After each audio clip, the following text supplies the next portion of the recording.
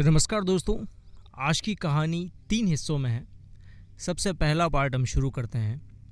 22 दिसंबर 1978 22 दिसंबर 1978 की एक शाम को रुस्तोव, जो कि उस वक्त के सोवियत यूनियन का हिस्सा था, एक शहर था, वहाँ पर शाम के टाइम में एक 9 साल की बच्ची की लाश मिलती है। और उस लाश को जब पुलिस गौर से देखती है तो पता चलता है कि ये जो लड़की है, इसके साथ बड़ी बेरहमी से इसका कत्ल किया गया है। इसके दोनों ब्रेस्ट काट दिए गए हैं। इसके प्राइवेट पार्ट की जगह पर भी चोट के निशान है। इसकी आंखें निकाल ली गई है। अब इसकी ठीक कुछ दिनों बाद एक और लाश एक नदी के किनारे मिलती है, एक 14 साल की लड़की की। वहाँ पर भी पुलिस को कुछ इसी तरह के सीन दिखाई देते हैं और पुलिस हैरान होती कि ये दोनों जो सीन हैं काफ़ी दूर दूर मिले हैं, लेकिन दोनों का कत्ल करने का जो तरीका है, मॉडस ऑपरेंडी है, वो सेम है। दोनों की आंखें निकाली हुई है, दोनों के ब्रेस्ट काटे हुए हैं, प्राइवेट पार्ट्स पर कुछ चोट के निशान हैं, लेकिन पुलिस को कहीं से कहीं तक रेप होने का कोई भी प्रमाण नहीं मिला। तो पुलिस 2 मर्डर होने के बाद कुछ सख्ते में आती है, लेकिन अभी तक फ़िलहाल ये सारा कुछ एक ठंडे बस्ते में था। लेकिन धीरे धीरे जैसे जैसे वक्त बीतता है तो धीरे धीरे करके एटलीस्ट 56 औरतों की, और जिनकी उम्र 8 से 44 साल के बीच थी टू बी प्रिसाइज, और कुछ बच्चे मेल्स भी थे इसमें, उनके भी प्राइवेट पार्ट्स काट लिए गए थे। तो इस वक्त तक पुलिस के खेमे में, और उस टाइम जो सोवियत यूनियन का शहर था रुस्तोव, वहाँ पर ये बात काफ़ी हो चुकी थी, प्रचलित हो चुकी थी कि रुस्तोव शहर में एक सीरियल किलर है जो कि 8 से 44 साल की औरतों को निशाना बना रहा है अपना, इसलिए औरतें अपने घर से बाहर ना निकलें। आपका बाहर निकलना रिस्की हो सकता है। अब पुलिस इस सीरियल किलर को ढूंढने के चक्कर में इधर उधर हाथ पांव मार रही थी, लेकिन सीरियल किलर कोई मिल नहीं रहा था। इसी बीच पुलिस एक साइकियाट्रिस्ट से संपर्क करती है, जिस साइकियाट्रिस्ट का नाम था अलेक्जेंडर बुखानोव्स्की। आई थिंक मैं इसका नाम सही से प्रोनाउंस कर रहा हूँ। तो जब अलेक्जेंडर बुखानोव्स्की को सारी चीज़ें बताई जाती है कि इस तरह की डिटेलिंग है, इस एज ग्रुप की औरतों को ये जो शख्स है ये अपना निशाना बना रहा है, और किसी के भी साथ रेप होने का कोई सबूत नहीं मिला है। तो ये जो सारी चीज़ें, सारी सेटिंग्स देखते हुए ये जो साइकियाट्रिस्ट था ये कुछ नतीजे पर पहुंचता है। ये कहता है कि इसकी जो एज है इट मस्ट बी 45 to 50, ये 45 से 50 के बीच का या इसके आसपास का होना चाहिए, इसकी करंट एज। उसके अलावा ये जो पर्सन है ये इम्पोर्टेंट है, ये सेक्स नहीं कर सकता, नपुंसक है। और इसके अलावा जो तीसरी चीज़ उन्होंने बताई है कि ये जो शख्स है इसका जो चाइल्डहुड है वो काफ़ी डिस्टर्बिंग रहा है, काफ़ी एट्रोसिटी सही है इसने। तो एक डिस्टर्बिंग चाइल्डहुड वाला पर्सन जो है वो बड़ा हो चुका है, 45 से 50 साल जिसकी उम्र है, और वो इम्पोर्टेंट भी है, नपुंसक है, सेक्स नहीं कर सकता। अब पुलिस सोचती है कि ऐसे किसी शख्स पर ज़ीरो इन किया जाए जो ये तीनों चीज़ें फुलफ़िल करता हो, ये तीनों जो रिक्वायरमेंट है, तीनों क्राइटेरिया है फुलफ़िल करता हो।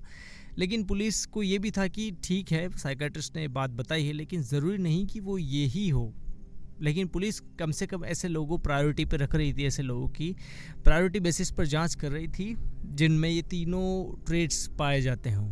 इस बीच में क्या होता है कि अब ये जो लाशें मिल रही थी, ये लाशें आमतौर पर रेलवे ट्रैक्स के पास, बस स्टैंड के पास, कोई नदी किनारे, इस तरह से अलग अलग हिस्सों में मिल रही थी। खासकर रशिया, यूक्रेन और उज़्बेकिस्तान, जो कि करंट अभी सिनेरियो है, रशिया, यूक्रेन और उज़्बेकिस्तान, उस एरिया में जो है, इन तीनों को जो एरिया जोड़ता है, वहाँ पर ये ज़्यादातर चीज़ें हो रही थी। और ज़्यादातर जो लाशें हैं वो मिल रही थी रेलवे स्टेशन के पास। तो पुलिस ज़ीरो इन करती है रेलवे स्टेशन के लोगों को। पुलिस को एक शख्स मिलता है जिसके पास एक ब्रीफ केस था, और वो एक लड़की से बात करने की कोशिश कर रहा है। और वहाँ पर पुलिस को देख के समझ में आ रहा था कि इसकी शख्स की जो उम्र है वो 45 से 50 के बीच में है, और ये जिस लड़की से बात करना चाहता है, she seem to be an stranger, वो उस शख्स को जानती नहीं है। उसके बावजूद ये जो पर्सन है उससे ज़बरदस्ती बात करने की, चिपकने की, चेप होने की कोशिश कर रहा है। तो पुलिस को अजीब लगता है, पुलिस उस शख्स को पकड़ती है उससे हल्की फुल्की पूछताछ होती कि भाई तुम कहाँ रहते हो, ये वो। तो किसी तरह से वो पुलिस की बात को टाल जाता है और वो सॉलिड एलिबाई दे देता है कि मैं यहाँ पर रहता हूँ, और अपने तरफ से कुछ बहाना बना के पुलिस को रिप्रेजेंट कर देता है। पुलिस इस बात को ज़्यादा गंभीरता से लेती नहीं, ज़्यादा संजीदगी से नहीं लेती। अब कुछ दिनों बाद यही शख्स एक किसी दूसरे पुलिस अफसर को दिखता है, और वो दूसरा जो पुलिस अफसर है वो देखता है कि ये जो शख्स है, इसके जो कपड़े हैं उस पर मिट्टी लगी हुई है, कपड़ों के ऊपर ब्लड के स्टेन्स है, खून के धब्बे हैं, दाग है। तो और उसके हाथ में ब्रीफ केस है, टू बी प्रिसाइज।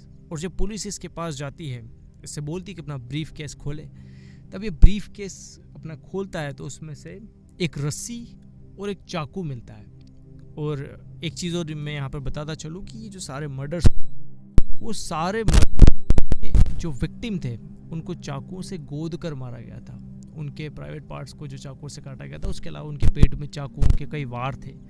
तो बेसिकली जो हथियार था, जो औजार था, वो चाकू ही था। और जिस पुलिस अफसर ने इसको पहले पकड़ा था, जब उसने भी इसको पकड़ा था तो उसको भी इसके ब्रीफ केस पे चाकू और रस्सी मिले थे। हालांकि उसने रिपोर्ट दर्ज की भी थी। और जब पुलिस सेकंड टाइम इसको पकड़ती है, उसके बाद पुलिस इसका रिकॉर्ड खंगालती है, तो पता चलता है कि इसको पहले भी किसी पुलिस अफसर ने पकड़ा था, लेकिन उसने कार्रवाई नहीं की। लेकिन उससे पहले ये एक बार चोरी के जुर्म में रुस्तों पुलिस द्वारा पकड़ा गया था, लेकिन उसके बाद वो छूट गया था। तो पुलिस इसको उस चोरी की बिना पर पकड़ती है और उससे इन्वेस्टिगेशन बिठाती है। अब पुलिस उससे उगलवाने की कोशिश करती है, लेकिन पुलिस उससे कुछ उगलवा नहीं पाती। उसके बाद पुलिस उसको ले जाती है उस अलेक्जेंडर, जो कि साइकेट्रिस्ट था जिसकी मैंने पहले बात की थी, उस पर्सन के पास ले जाता है। और अभी जो साइकेट्रिस्ट था, ये अपने लेवल पर इस शख्स से, जिसका नाम था आंद्रे चिकातिलो, पुलिस आंद्रे से अब पूछताछ करने के लिए साइकेट्रिस्ट को बुलाती है कि अलेक्जेंडर साहब, आप अब इसकी तफ्तीश कीजिए, हमसे तो ना बन रहा है सब। तो अब जो ये अलेक्जेंडर जो साइकेट्रिस्ट था, ये आंद्रे चिकातिलो की तफ्तीश करता है, इससे पूछताछ करता है, इससे इंटरोगेशन करता है, लेकिन अपने तरीके से। अब वो आंद्रे से सारी चीज़ें पूछता है कि बचपन में कहाँ रहता था वो, उसके बाद उसका बचपन कैसा बीता, क्योंकि उनको आइडिया था कि अगर ये वो सीरियल किलर होगा तो शायद ये कुछ न कुछ अपने को हिंट दे ही देगा। तो सारी चीज़ें पूछी जाती, बचपन कहाँ गुजरा, कैसा गुजरा, उसके बाद आप कहाँ आए, कोई गर्लफ्रेंड थी या नहीं थी, रिलेशनशिप कितनी रही, शादी हुई या नहीं हुई, बच्चे हैं कि नहीं हैं, और रूस्तों में जो आप रहते हैं आपकी कमाई का जरिया क्या है। सारी छोटी से छोटी, बड़ी से बड़ी चीज़, जब कत्ल हुए तब आप कहाँ थे, कहाँ नहीं थे, सारी, even a single little thing, सारी की सारी शख्स से पूछी जाती है।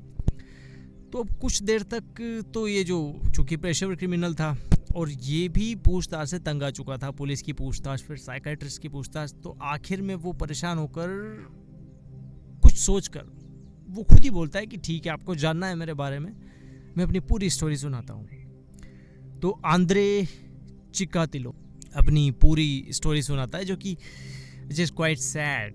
और अब क्या ही कहा जाए इस बारे में। 1936 में, जो कि अभी करंट यूक्रेन है, उस टाइम वो सोवियत रशिया का पार्ट हुआ करता था, जिस पर जोसेफ स्टालिन का कब्जा था। तो 1936 जब सेकेंड वर्ल्ड वॉर की शुरुआत होने वाली थी, फर्स्ट वर्ल्ड वॉर से दुनिया अभी तक उभरी नहीं थी। रशिया में जो रेड रेवोल्यूशन, जो कि मार्क्सिज्म के बेसिस पर आया था, जिसको अभी लीड कर रहे थे जोसेफ स्टालिन, वहाँ पर एग्रीकल्चर कल्टिवाइजेशन कर दिया गया था कि कोई भी ज़मीन अब आपकी नहीं है, आप सिर्फ गवर्नमेंट के लिए काम कर सकते हो, सारी ज़मीन जो है गवर्नमेंट की है, सारा माल दाना पानी गवर्नमेंट लेगी, आप सिर्फ एक मज़दूर की तरह काम कर सकते हो और आपको उसके बदले में डेली वेजेस दिया जाएगा, जो कि एक डेली की डेली मजदूरी आपको दे दी जाएगी और आपको उसी में गुजारा करना है। इसी तरह से ये नेशन चलेगा। तो जब कलेक्टिवाइजेशन हो जाता है एग्रीकल्चर का, तो अब चूँकि जो फर्स्ट वर्ल्ड वॉर हो चुका था, उससे सारे कंट्रीज़ की इकोनॉमी की हालत बड़े बेकार हो चुकी थी, और उसके ऊपर जो ये आंद्रे, इसके माँ बाप, इनका जो घर था, ये था जर्मनी और रशिया के बीच में, जो अभी फ़िलहाल का यूक्रेन है, जहाँ से जर्मनी पास पड़ता है, तो वहाँ पर इनका मकान था। तो जैसे गुजारा चल रहा था, ये लोग एक छोटी सी झोपड़ी में रहते थे, झोपड़ी में इनका कमरा भी एक सिंगल कमरा था। तो अब यहाँ पर आंद्रे चिकातिलो, जिसका पूरा नाम था आंद्रे रोमानोविच चिकातिलो, ये कहता है कि इसने अपनी उम्र में 12 साल होने तक ब्रेड नहीं खाया था। और जहाँ पर सोवियत रशिया में बात की जाती है कि आपको डेली वेजेस दिए जाएंगे, इनको कभी भी कोई डेली वेजेस नहीं दिया गया। उसके बाद इनको कहा गया कि आपके ज़मीन के पीछे, आपकी झोपड़ी के पीछे जो ज़मीन है थोड़ी बहुत, वहाँ पर आप खेती करो और उससे कमा कर खाओ, भाई वेजेस हम नहीं देने के। तो गवर्नमेंट, जो जोसेफ स्टालिन की गवर्नमेंट थी, वो इनको कोई डेली वेजेस भी नहीं देती थी। अब जो आंद्रे था, उसके बारे में उसकी माँ, उसका एक बड़ा भाई था जिसका नाम था स्टेपन। वहाँ पर रशिया, सोवियत रशिया में जब वो 4 साल का था, तब भुखमरी इतनी फैल चुकी थी कि लोगों ने घास खाकर दिन गुजारे हैं, घास खाकर, घास को उबाल कर इस तरह से खाकर दिन गुजारे हैं। और फाका कशी के दिन वो आ गए थे कि लोगों को कैनिबल होना पड़ा, लोग एक दूसरे को मार कर खाने लगे।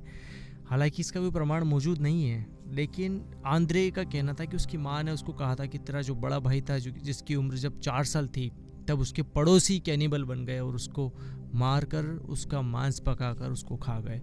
तो ये बात आंद्रे के दिल में बड़ी अंदर, उसके सबकॉन्शियस में घर कर गई।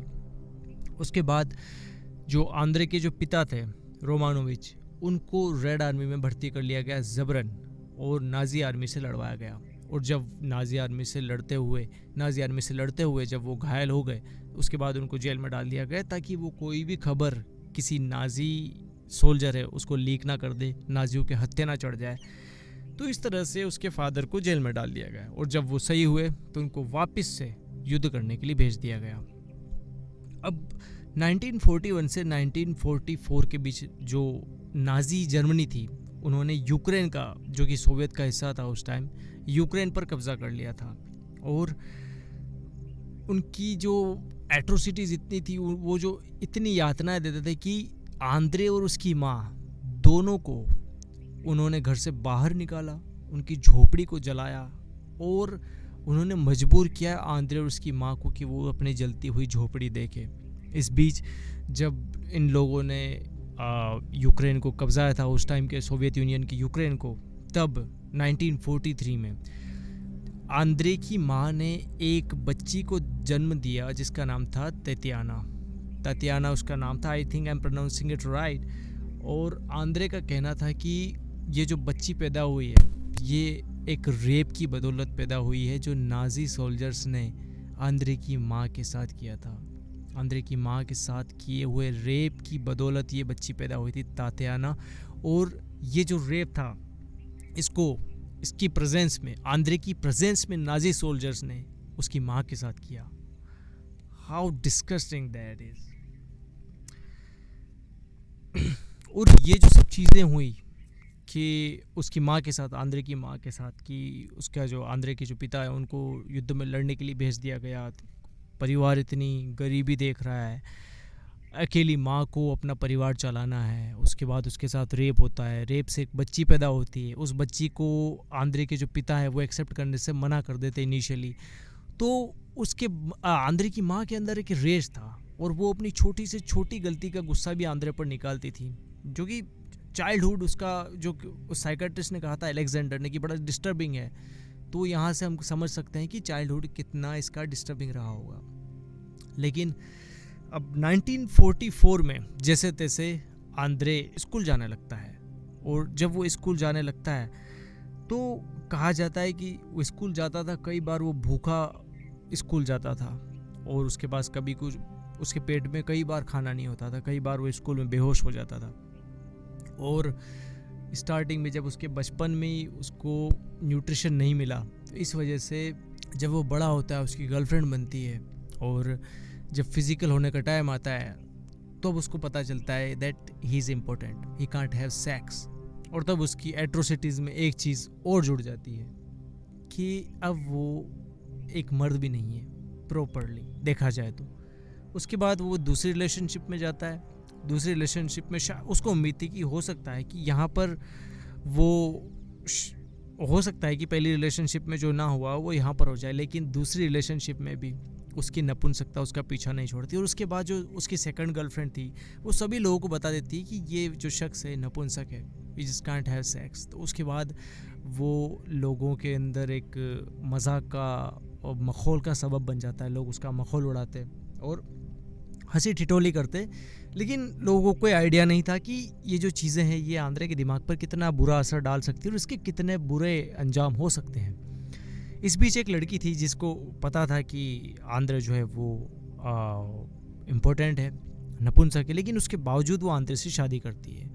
इस बीच आंद्रे एक टीचर की जॉब भी पकड़ लेता है और ठीक ठाक चल रहा था सब कुछ। लेकिन इसी बीच जिस लड़की ने आंद्रे से शादी की थी वो भी आंद्रे को छोड़ देती, क्योंकि सबकी एक फ़िज़िकल डिज़ायर होती है, सबकी एक फ़िज़िकल नीड होती है जो कि आंद्रे पूरा नहीं कर सकता था। और ये बात आंद्रे भी जानता था और वो लड़की भी जानती थी। तो अब आंद्रे वापस से अकेला कई शहरों में इधर उधर घूमता है, वो रोज़गार के चक्कर में इधर उधर। उसके बाद वो फाइनली रुस्तोव आ जाता है।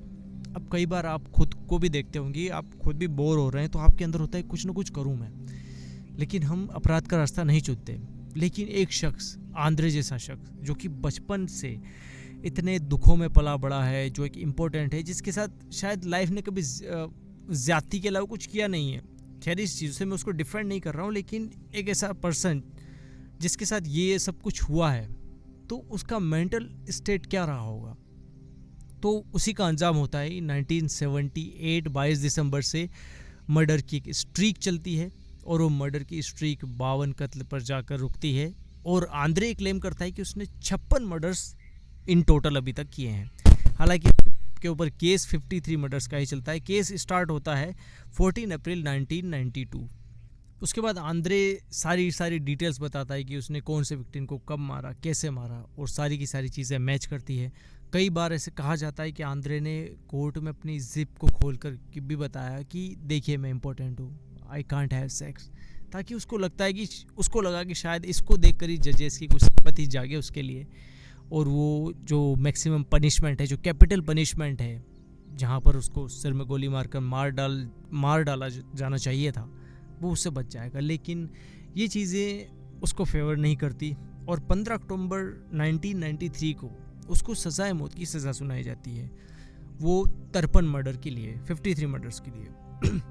लेकिन इसके बाद वो जो जैसे अपने यहाँ हायर कोर्ट, सुप्रीम कोर्ट का सिस्टम होता है, तो वहाँ पर वो हायर कोर्ट में जाता है, मर्सी पिटिशन के लिए अप्लाई करता है 1992 में, और आखिर में 1993 में एक्चुअली, और आखिर में सारी मर्सी पिटिशन और सारे ऑप्शंस ख़त्म होने के बाद उसकी जो सज़ा है उसका दिन तय किया जाता है 14 फरवरी 1994, 57 साल की उम्र में। 57 साल की उम्र में 14 फरवरी 1994, 14 फरवरी 1994 के दिन इस शख्स को गोली मारकर पीछे वाले हिस्से में मौत की सज़ा दी जाती है। और आंद्रे चिकातिलो ये रूस में, रशिया में, मॉडर्न डे रशिया में आज भी फेमस है, पूरी दुनिया में इनफैक्ट फेमस है। द बचर ऑफ रुस्तोव, द रुस्तोव रिपर, जो कि जैक द रिपर से लिया गया है, एंड द रेड रिपर, जो इसके साथ बचपन में हुआ, इससे हम जस्टिफाई नहीं कर सकते उसके सारे के जो जुर्म है उसको। लेकिन मैं हर बार सीरियल किलर के केसेस में बोलता हूँ कि सीरियल किलिंग जो है वो कहीं ना कहीं बचपन से ही जुड़ी होती है। जो चीज़ें आपके सबकॉन्शियस माइंड में घर कर चुकी होती, वो ही एक रीज़न बनती है आपका एक सीरियल किलर बनने का, आपका साइकोपैथ बनने का। और ये सारी चीज़ें अगर आप देखना चाहते हो मूवी के ज़रिए, तो शायद आप में से कई लोगों ने मर्डर 2 देखी होगी, जिसमें एक धीरज नाम का शख्स होता है। तो अगर आप उसको देखेंगे तो शायद आपको ये दोनों चीज़ें सिमिलर लगेंगी। और एक मूवी रत्सासन, जिसका बहुत बड़ा फ़ैन हूँ मैं, तो वहाँ पर भी दिखाया गया है कि किस तरह से आपका जो चाइल्डहुड है वो आपके मेंटल मॉडल्स को इम्पैक्ट करता है और किस तरह से आपका सबकॉन्शियस माइंड आपको ट्रिगर करता है एक सीरियल किलर, एक साइकोपैथ बनने के लिए। तो दोस्तों, that's it for today, thank you so much.